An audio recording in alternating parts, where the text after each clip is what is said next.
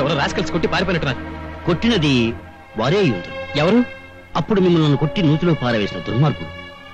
వారి వద్ద నుండి నేను ఒక వస్తువు తీసుకుని వచ్చింది. ఏమిటది? ఆ దుర్మార్గులతో చేతులు కలిపిన వాళ్ల పేర్లు, జాతకములు ఇందులో ఉన్నవి. దీనికోసమే వచ్చి ఉందురు. నువ్వు ఒక్క పని చేయవు కదా, ఇక్కడే ఉండు, నేను డాక్టర్ తీసుకొస్తాను. డాక్టర్ ఇందులకు మా కాలంలో యుద్ధములో అలసి వచ్చిన వీరులకు మసాజ్ చేసి ఉత్సాహపరిచి మామూలుగా మార్చుటకు బ్యూటిఫుల్ గర్ల్స్ ఉండేవారు. వారిని రప్పించదను. అలాంటి పిచ్చి పిచ్చి వేషాలు మీకు. వీడి కనుక లేచానంటే మన ఇద్దరు కలిపి మసాజ్ చేస్తాడు. నేను వెళ్ళి డాక్టర్ని తీసుకొస్తాను. అంతవరకు వీడిని జాగ్రత్తగా చూస్తుండు. అర్థమైందా? జాగ్రత్త.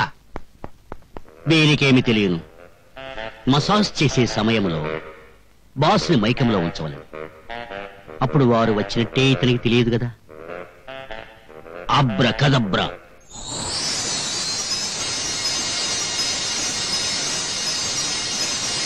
అబ్రకదబ్రా. అబ్రకదబ్రా.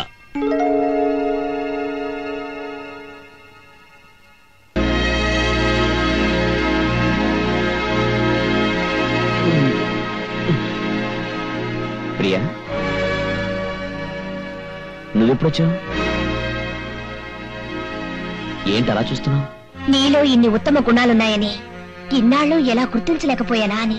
నువ్వేం మాట్లాడుతున్నావో నాకు అర్థం కావడం లేదు. కానీ నువ్వెవటో నాకు పూర్తిగా అర్థమైంది. నిన్ను కావాలనుకోవడం ఎంత పొరపాటో, నీకోసం తండ్రిని, ఉన్న ఇంటిని వదులుకొనొచ్చాడు ఎంత బుద్ధి తక్కువతనమో నాకు బాగా అర్థమైంది. కాకపోతే నా అదృష్టం కొద్దీ నీ చేత 3 ముళ్ళు వేయించుకునే తప్పు మాత్రం చేయలేదు.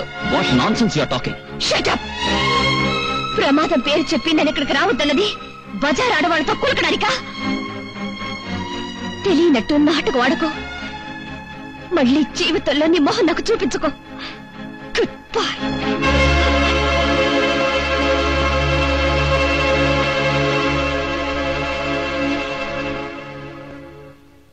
అది కాదురా రాజు, అసలు నేనేం చేశానని ప్రియాల మాట్లాడుతోంది? ఆ దోషము నాది. ఇంతటి గొడవ జరుగునని తెలియక నేనొక తప్పు చేసి తిని. తప్ప? ఏమిటది? నా కారణముగా నీవు గాయపడితివి. ఆ బాధ నుండి నీకు ఉపశమనము కలుగుటకు నిన్ను మైకములో ఉంచి నాకున్న శక్తితో 2 కన్యలను రప్పించి తిని. వారు తమ సపర్యలతో నీ బాధను పోగొట్టి అదృశ్యమైనారు. అయితే ప్రియా వాళ్ళని చూచినది. ఎరా, అంతా నిజమేనా? అప్పటికి నేను చెప్పాను రా, ఇలాంటివి చేయడం నీకు ఇష్టం ఉండదని. కానీ నేను డాక్టర్ దగ్గర వచ్చేసరికి కొంప ముంచేశాడు. అది కాదు. నా అంగీకారం లేకుండా నా పర్సనల్ విషయాల్లో జోక్యం చేసుకోవడానికి నువ్వెవడవి? ఒక స్నేహితునిగా నీ బాధ. నీకు నాకు స్నేహం ఏమిటి? మంచికి చెడుకి విచక్షణ తెలియని భూతాన్ని వినవు. మనసుకి మమతకి విలువనిచ్చే మనుషులం మేము. నీ సరదా కోసం నువ్వు చేసిన పని ఇప్పుడు నా జీవితాన్ని నాశనం చేసింది. నా ప్రియం నాకు దూరం చేసింది. ఏ దుర్ముహూర్తంలో నువ్వు నాకు తారసపడ్డావో గానీ చాలా గొప్ప సాయం చేశాను. చేసిన నిర్వాకం చాలు, దయచేసి వెళ్ళిపో. బాస్, మనస్ఫూర్తిగా అంటున్నారా? అవును, ముమ్మాటికి మనస్ఫూర్తిగా అంటున్నాను. ఆదిలో మీరు మనస్ఫూర్తిగా ఎప్పుడు పొమ్మందురా, ఎప్పుడు నా ఆత్మకు విముక్తి కలుగునా అని ఎదురు చూచితిని. కాని కాలక్రమేణా మీ అందరి మంచితనము నన్ను ఆకట్టుకున్నది. ఇంతటి స్వచ్ఛమైన ప్రేమాభిమానాలు నా గత జీవితంలో లేవు. నాకున్న శాపం ప్రకారం ఒకసారి మీరు నన్ను పొమ్మనిన పిదప తిరిగి మీరు నన్ను పిలిచినను రాలేం. జానక్ష, ఇప్పుడు నా ఆత్మకు విముక్తి కలిగిందన్న ఆనందం నాకు లేదు. మీ అందరినీ వదిలి వెళ్ళిపోతున్నానన్న బాధ తప్ప. నా తెలివి తక్కువతనం వల్ల మీకు కలిగిన ఇబ్బందులకు నన్ను క్షమించండి. రాజు, నువ్వు కూడా. బాస్, నేను శాశ్వతముగా మీ అందరికీ దూరం అయ్యే లోపుగా నా వల్ల జరిగిన ఈ పొరపాటును నేనే సరిదిద్దేదను. It's a promise. Good bye. I'm sorry daddy. చూడు ప్రియా, నువ్వెక్కడున్నా వెతికించటం అనేది నాకు క్షణాల మీద పని. నేను రప్పించటం కాదమ్మా, నీ అంతటా నువ్వుగా రావాలి అనుకున్నాను, వచ్చేసావు. చాలా సంతోషం. Thank you daddy, thank you very much.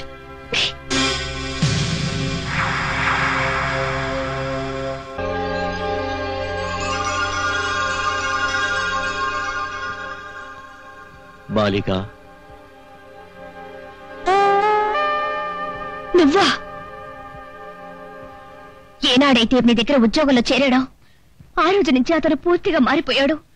ఇలాంటి పాడు పనులకు అలవాటు పడ్డాడు. చూడు, నేను అతనికి బాసుని కాను. నిజానికి నేనొక భూతమును, ఒకనాటి బ్రిటిష్ జనరల్ని, ఒక మహానుభావుని శాపము వలన నా ఆత్మ బంధింపబడినది. ఆ విధముగా నేను అతనికి బాసుగా పిలువబడుతూ తోడుగా ఉండసాగాను. ఒకనాడు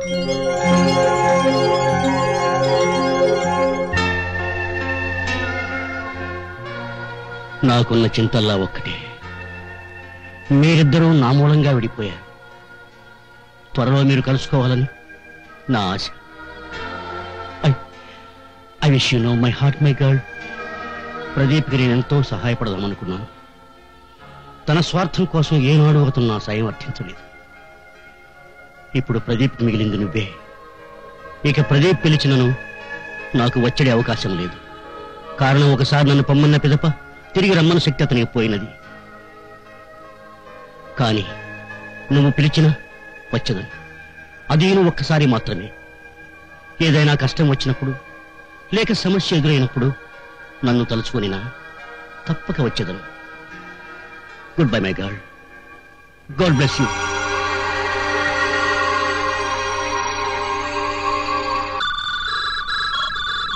fantastic, well done my boy. ఇది సామాన్యమైన కేసు కాదు, ఇంటర్పోల్ హ్యాండిల్ చేయాల్సిన కేసు. వెంటనే ఐజీ గారికి ఇన్ఫార్మ్ చేస్తాను. Sit down. Good morning sir, నేను సిఐ చక్రవర్తిని సార్. ఒక స్మగ్లింగ్ రాకెట్ తో కనెక్షన్ ఉన్న వాళ్ళందరి వివరాలు నాకు దొరికాయి సార్. ఆ వివరాలన్నీ ఒక మినీ కంప్యూటర్ లో ఫీడ్ చేసి ఉన్నాయి. నా దగ్గర ఉంది సార్. ప్రదీప్ అని ఓ యంగ్ మ్యాన్ తీసుకొచ్చాడు. అలాగే సార్. ఆ ప్రదీప్ సర్కిల్ ఇన్స్పెక్టర్ దొరికిపోయాడు. కంప్యూటర్ వాడి దగ్గర ఉంది. వాడిని మన పాత గెస్ట్ హౌస్ కు తీసుకురమ్మన్నాను. వాడు రావడం, కంప్యూటర్ మన చేతిలో పట్టడం, వాడి ప్రాణాలు గాల్లో కలిసిపోవడం ఒక్కసారిగా జరిగిపోవాలి. Yes sir. ఎస్ సార్ కాదు, ఈసారి వాడు ఖచ్చితంగా చచ్చిపోవాలి. గతంలోనే వాడిని చంపేసి ఉంటే ఈ రోజు మనకి తలనొప్పి ఉండేది కాదు. So be careful. Okay sir. వెళ్ళు.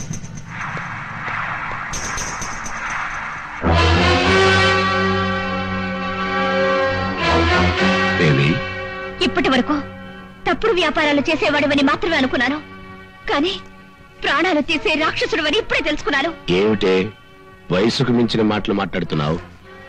హత్యలు చేయటం నా హాబీ కాకపోయినా తప్పనిసరైనప్పుడు చేయడానికి వెనకాడను. నీలాంటి తండ్రికి కూతురైనందుకో సిగ్గుపడుతున్నాను. నువ్వు సిగ్గుపడాల్సిన అవసరం లేదు.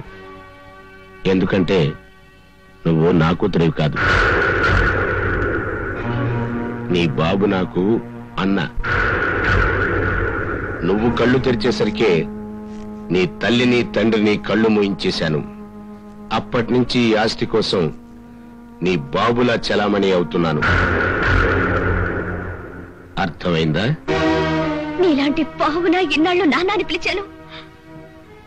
ఆస్తి కోసం ఎంతటి నీచానికైనా ఒడికట్టే నీలాంటి వాళ్ళని ఊరికే వదలకూడదు.